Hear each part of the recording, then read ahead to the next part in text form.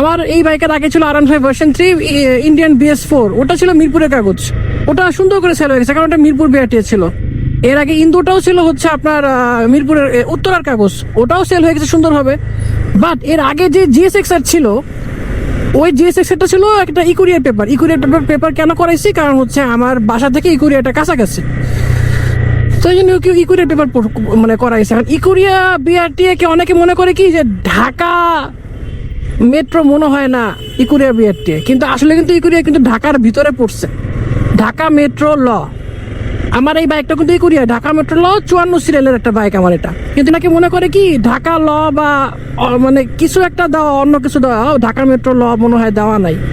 তো আবার অনেকে মনে করে যে ইকুরিয়া বিআরটিএ ঝামেলা, মানে মেইন কথা হচ্ছে কি যারা নেম ট্রান্সফার করায় তাদের হয়তো বা লোক টোক থাকে না ইকুরিয়া বিআরটিএতে, উত্তরাতে আর মিরপুরে বেশি থাকে, এটা একটা রিজন হতে পারে যে বাইকটা মানুষ কিনতে চায় না।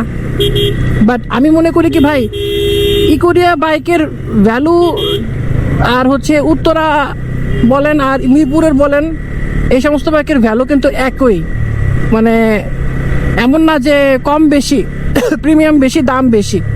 এই মেন্টালিটি থেকে আমি মনে করি আমাদের একটু বের হয়ে আসা উচিত, নাহলে হয় কি যারা বাইক ইউজ করি আমরা অন্য অন্য বিআরটিএ জোনের, আমাদের বাইকগুলো বিক্রি করতে অনেক কষ্ট হয়ে যায়।